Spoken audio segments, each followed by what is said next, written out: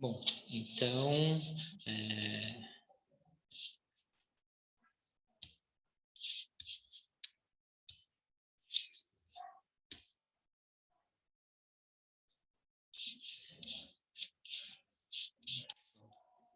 o tamanho da tela.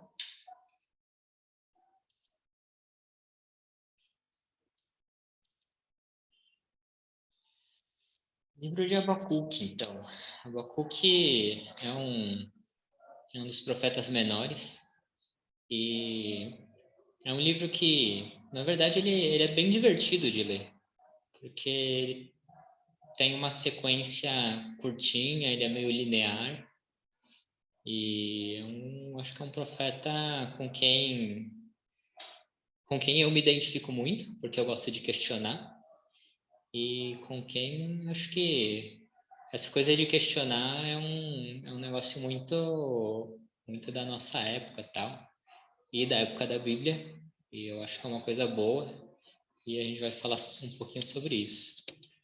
Então, o contexto de Abacuque.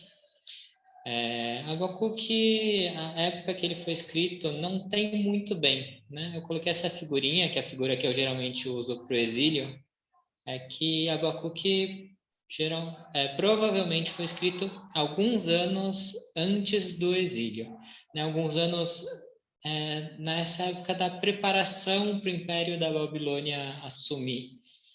Então, né, perto de 600 a.C., 600 e pouquinho, nessa linha do tempo. Então, 612, né? Semana passada teve aula de Jonas, mas depois que Jonas pregou e Nínive se arrependeu, Nínive começou a pecar de novo. Em 612 tem a queda de Nínive, a capital da Assíria, pela mão dos babilônios. E em 609 tem a morte do rei Josias, que foi o último rei bom de Judá, né? Nessa época, o reino do norte de Israel já tinha caído para a Síria vários anos antes. E em 605 tem a derrota do Egito, que era o outro grande império da época, né? Tinha a Síria, Egito e Babilônia, ficavam brigando por essa hegemonia, até que teve uma hora que Babilônia conquista tudo. Em 605, o Egito cai para a Babilônia na Batalha de Carquemes, e também é o mesmo ano da primeira invasão de Jerusalém, né? Tem outras invasões dos babilônios em 597 e depois em 587. E a gente sabe dessas datas, na verdade, inferindo o contexto do livro, né? No primeiro capítulo tem a primeira profecia, a primeira vez que Deus fala com Abacuque, é para falar que ele iria levantar a nação dos babilônios. Então, né, a gente especula, a gente sabe que essa é a data do contexto do livro, porque assim, se Deus falou que ele iria levantar os babilônios, provavelmente isso está acontecendo alguns anos antes dos babilônios chegarem ao poder. E sobre o autor, a gente não sabe muita coisa sobre ele não é citado como personagem histórico em outros lugares, é só falar no livro que a pessoa que escreve se apresenta como Abacuque. E qual que é a estrutura desse livro? Capítulo 1 e 2. O profeta traz um questionamento, o profeta está meio indignado, ele questiona a Deus. Esse questionamento é parecido um pouco com alguns salmos de lamento, Salmo 10, Salmo 13, em que o salmista ele vai e pergunta para Deus: Deus, mas por que tem tanta coisa errada no mundo? Por que que os ímpios se dão bem e os justos se dão mal? Que tem a ver com a queixa de Abacuque, mas a diferença, talvez por isso que Abacuque seja o profeta, né? Por isso que Abacuque é o profeta, é que Deus responde. E Abacuque relata no livro a resposta de Deus. E o capítulo 3 termina com a oração de Abacuque, que é um salmo. E, inclusive, é um salmo bem bonito. É um salmo que foi escrito para ser cantado. E nessa estrutura já dá para ver algumas coisas meio diferentes do livro, que é isso que pastor Macarrão falou também, né? Que Abacuque é um livro que o profeta não fala contra o povo, não adverte o povo. O diálogo é o tempo todo com Deus. Abacuque questiona Deus, Deus responde. Abacuque questiona de novo, Deus responde de novo. E Abacuque escreve um salmo de louvor, um pouco relatando as conclusões dele. Então, vamos lá. Abacuque 1, 2 a 4. Na Abacuque 1, 1, ele se apresenta, fala que ele é o Abacuque. E o primeiro questionamento dele é assim, por que tanta injustiça? Né? Então, situando ele na época da história, provavelmente depois do rei Josias, ou durante os reinados anteriores, tipo, todos os reis muito maus, ele deve ter visto a maldade em Judá, tipo, bem intensa, e os ricos ficando cada vez mais ricos, explorando os pobres, e violência em todo lugar, né? E ele traz esse questionamento. Até quando, Senhor, clamarei por socorro sem que tu ouças? Até quando gritarei a ti violência sem que traga salvação? Por que me fazes ver a injustiça e contemplar a maldade? A destruição e a violência estão diante de mim. Há luta e conflito por todo lado. Por isso, a lei se enfraquece e a justiça nunca prevalece. Os ímpios prejudicam os justos e assim a justiça é pervertida. E, na verdade, uma coisa que eu fiquei pensando é muito interessante que Abacuque não é o primeiro profeta que questiona Deus. Na verdade, todos os profetas costumam questionar Deus. Ele talvez seja o primeiro profeta que não questiona e que não confronta o povo. E esse confrontar o povo e confrontar a Deus tem uma diferença muito grande, que quando o profeta confronta o povo, ou confronta alguém que peca, quase sempre o povo não recebe muito bem esse confronto, não recebe muito bem esse questionamento, né? Vai perseguir o profeta, vai arranjar outro profeta que vai falar o que ele quer ouvir, sei lá, falar que não é verdade, né? No caso de Jeremias, vai lançar ele numa cisterna, no caso de Elias, vai ameaçar ele de morte. E com Deus, não. Deus acolhe o questionamento, Deus responde o questionamento. E isso me faz pensar como que é a relação que a gente tem na nossa igreja com os questionamentos que aparecem, né? Se a gente é mais como Deus ou se a gente é mais como o povo, que não quer saber, né? Não pode questionar, não pode perguntar, as coisas são de um jeito e elas sempre foram, então tem que continuar sendo.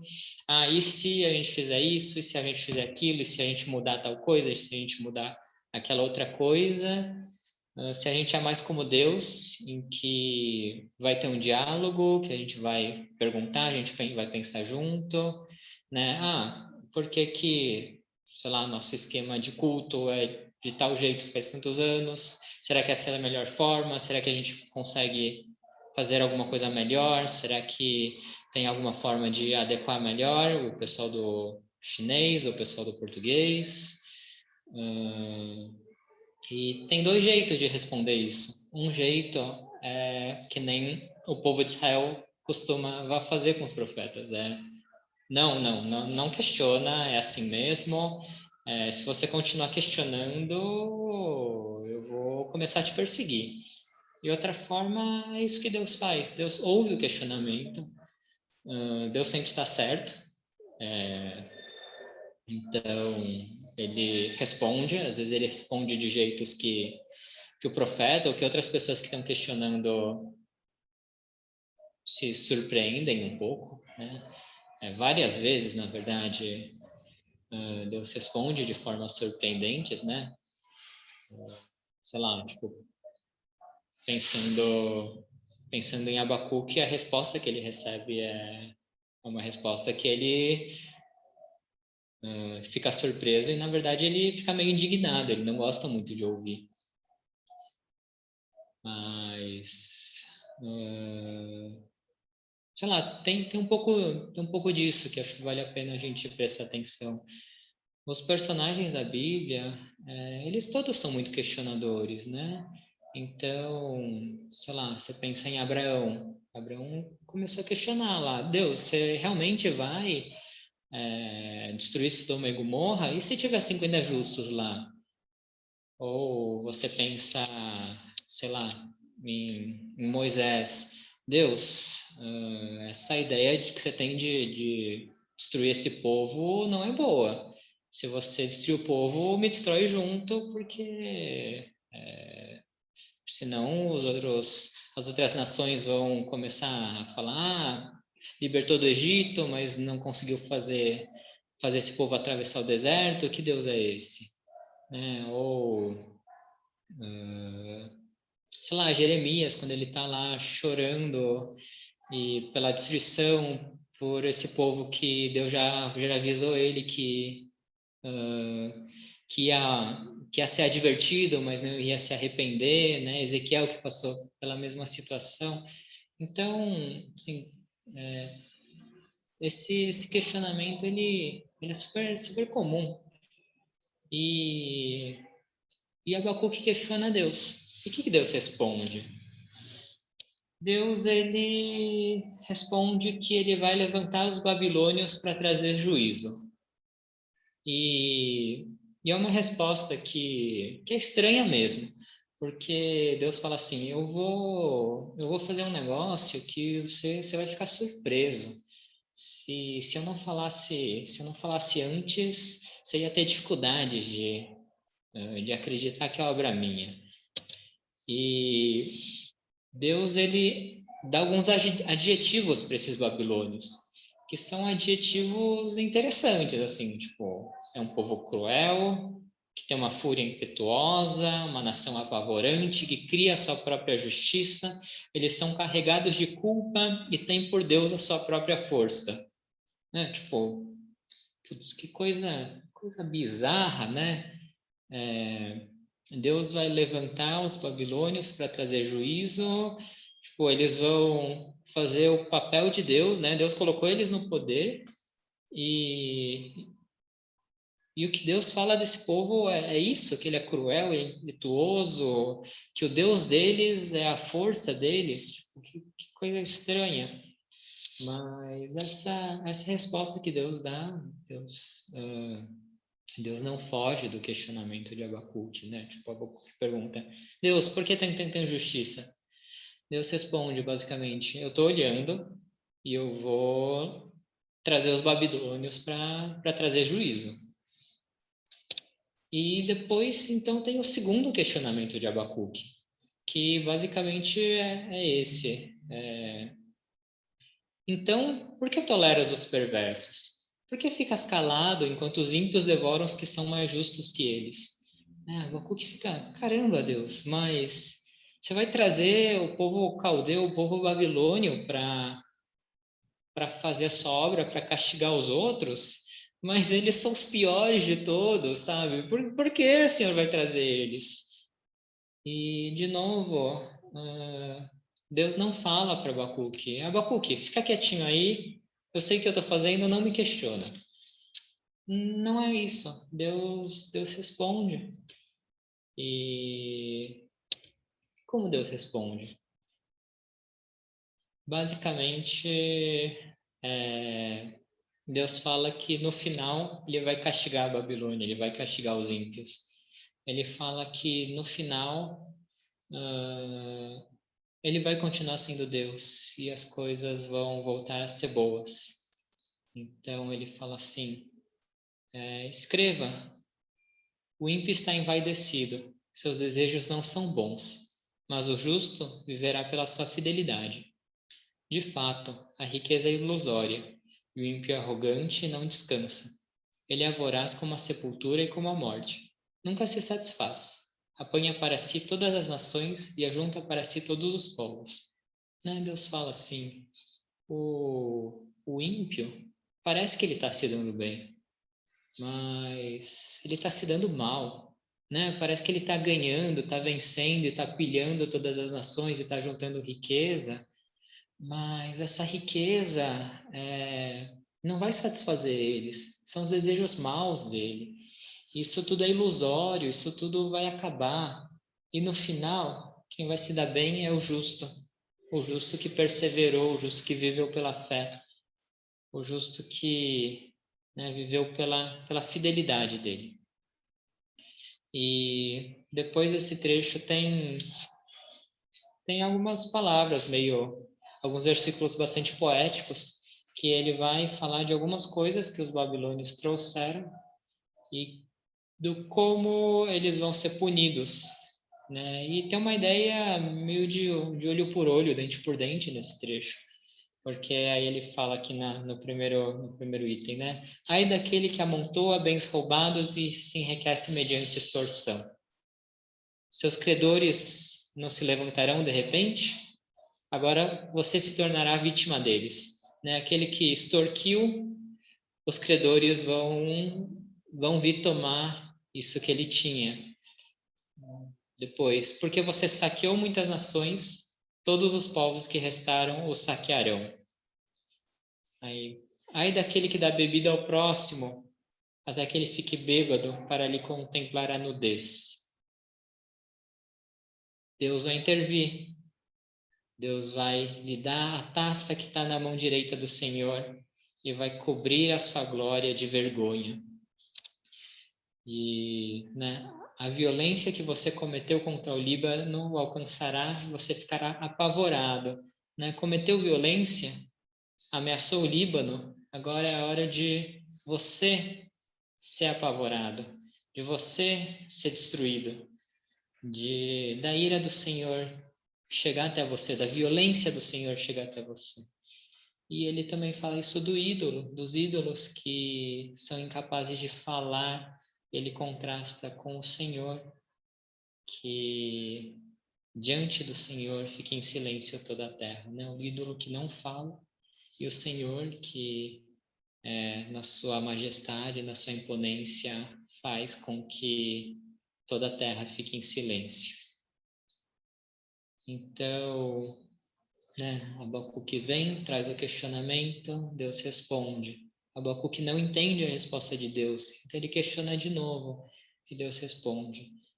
E Deus responde falando que o ímpio agora parece que ele está se dando bem, mas no final ele não está se dando bem. E na verdade nem agora ele está se dando bem, porque essas coisas que ele está conseguindo, as riquezas, as vitórias militares, a violência e o domínio que o ímpio está conseguindo, né, que a nação ímpia, a Babilônia, vai conseguir exercer sobre os outros, isso, isso não é o bom, isso não é o que traz satisfação, isso não é o que Deus criou para servir para o homem. E Deus resume esse trecho com, na verdade, esses dois versículos estão no começo da resposta de Deus, né? Mas ele fala assim: acaso não vem do Senhor dos Exércitos que o trabalho dos povos seja só para satisfazer o fogo e que as nações se afadiguem em vão? E a terra se encherá do conhecimento da glória do Senhor, como as águas enchem o mar. Né? Tudo isso, todo o trabalho dos ímpios, tudo que as pessoas estão correndo atrás, essa coisa meio de correr atrás do material, essa coisa de correr atrás do poder, isso é em vão. E o que não é em vão é a obra que Deus vai fazer. É quando Deus encher a terra do conhecimento dele, como as águas enchem o mar. Isso, se for pensar, é uma imagem muito poderosa. Né?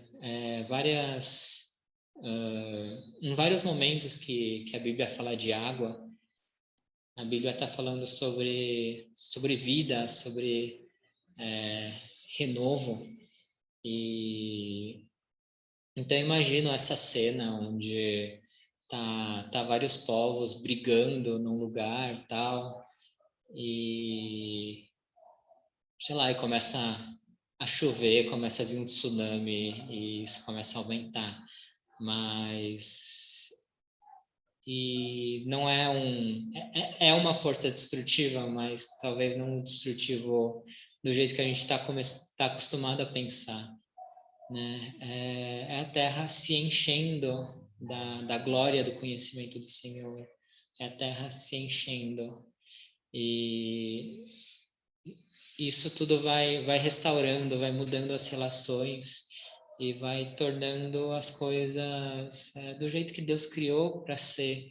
Então, de um lado, você tinha os homens brigando e guerreando e tentando juntar coisas em vão, e isso não junta, isso não traz nada, isso traz morte. Aí vem tudo como uma enxurrada de água, uma enxurrada de vida, uma enxurrada do conhecimento de Deus. E essa resposta de Deus leva Abacuque a escrever a conclusão dele. A conclusão dele é um salmo. E ele fala: Senhor, ouvi falar da sua fama, temo diante dos teus atos, Senhor.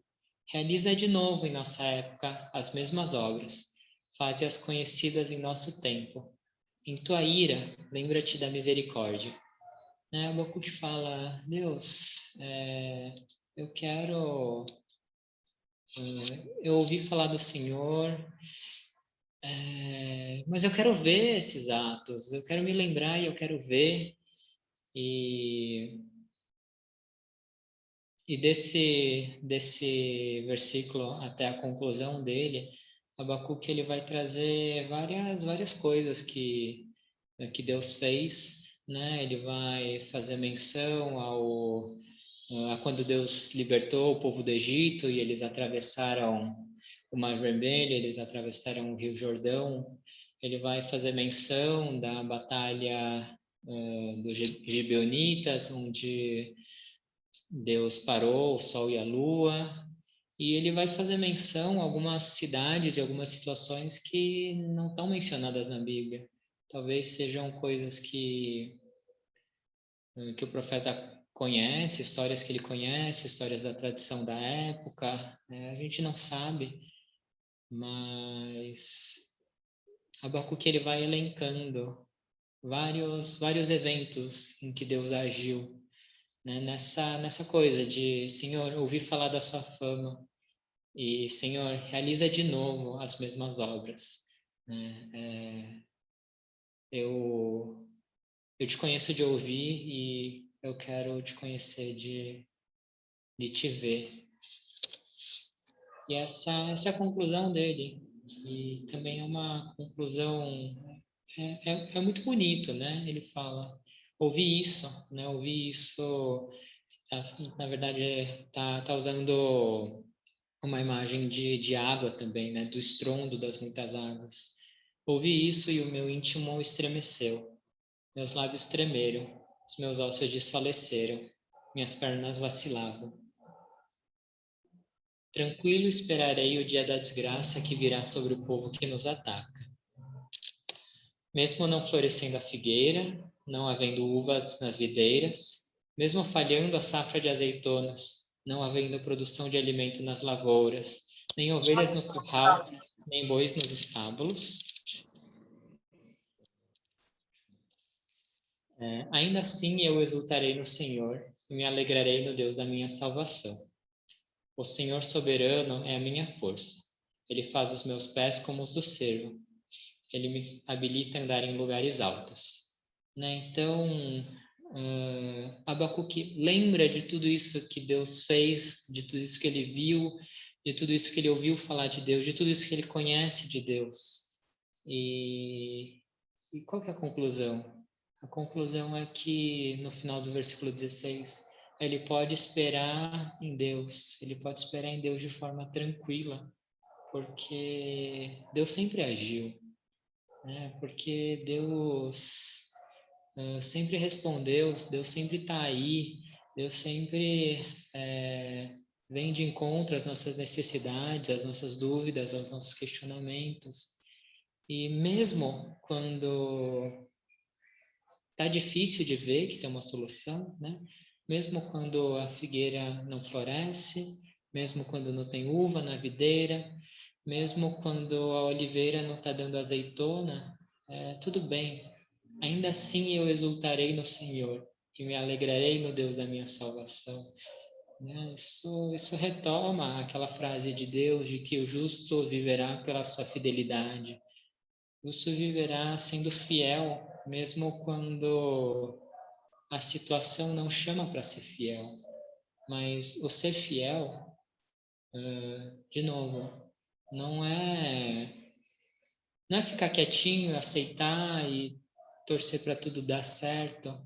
É é uma fidelidade, é um conhecer a Deus que é construído no meio, às vezes no meio da turbulência, no meio das questões, né? Não é tipo Abacuque vendo tudo de errado e repetindo como se fosse um mantra, assim, né? Não, não, vai dar tudo certo, Deus vai salvar a gente, Deus vai salvar a gente, Deus vai salvar a gente, vai dar tudo certo. Não é isso. É Abacuque vendo os ímpios se dando bem, o justo sendo perseguido e começando a ficar desesperado, indignado, e chegando para Deus e falando: Deus, tipo, pô, que coisa é essa? O que está acontecendo? Por que você não faz nada? Por que você não se importa? E Deus responde: Abacuque, eu estou vendo e eu vou trazer os babilônios para fazer juízo. E Abacuque se desespera, ele fala: Deus, mas isso é pior ainda, porque os babilônios são ainda piores do que esses ímpios que eu estava querendo que o Senhor punisse. E, tipo, o o Senhor está fazendo? E Deus traz de novo a resposta: Não, Abacuque, não é isso. Isso faz parte do meu plano. E os ímpios, os babilônios, eles vão ser castigados, eles vão ser colocados no lugar deles. E isso que eu vou fazer com eles vai ser importante para que a terra se encha do meu conhecimento. E aí sim, Abacuque entende e Abacuque louva. Né? Então, quando Abacuque fala que tranquilo esperarei o dia da desgraça que virá sobre o povo que nos ataca, não é ele tentando, né, acalmar o próprio coração baseado num conhecimento meio supersticioso, meio superficial. Não é isso. Abacuque foi lá, ele questionou, ele falou com Deus, ele brigou com Deus. E, inclusive, Abacuque, o significado do nome Abacuque é meio obscuro, mas o significado atribuído mais comum é abraço. Mas não é um abraço daquele, tipo, o amigo abraça, a mãe abraça, não é esse tipo de abraço. É o abraço da luta, né? Quando os lutadores de MMA estão no chão do ringue e um tá abraçado no outro, né? Um tá tentando segurar o outro e mobilizar o outro. É esse abraço de luta que significa Abacuque. E é isso, Abacuque, ele se abraçou com Deus nessa luta e, e ele saiu dessa luta conhecendo melhor a Deus. Não com todas as respostas, mas com respostas o suficiente sobre como é Deus, sobre quanto Deus se importa, sobre Deus vai fazer alguma coisa. E eu posso exultar na certeza da salvação, mesmo quando eu olho ao redor e vejo tudo fora do lugar e vejo muitos motivos para questionar. E então esse é o livro de Abacuque.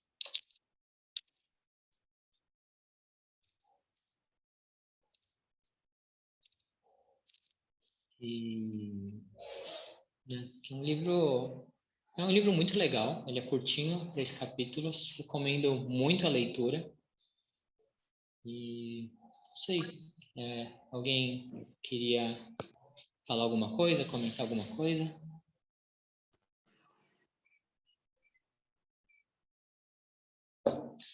Então é isso. Como o livro é curtinho, acaba sendo uma aula um pouco mais curta também. Vamos terminar com uma oração? Senhor Deus, obrigado porque o Senhor é o Deus que acomoda nossas dúvidas, que acomoda nossas questões. Que essas questões que a gente tem, Senhor Deus, possam ser sempre levadas ao Teu Senhor. Nos dá ouvidos para ouvir sua resposta, Senhor Deus. Nos dá senso crítico para continuar questionando melhor. E também nos dá um coração que te conhece de verdade e que confia no Senhor por causa desse conhecimento. E o Senhor guarde nossas vidas, que o Senhor guarde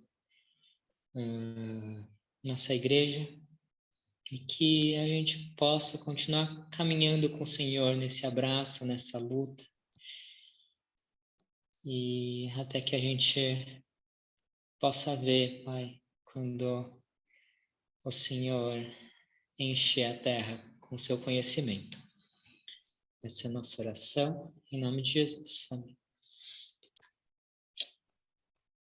Então, pessoal, valeu. Até semana que vem. Obrigado. Até semana.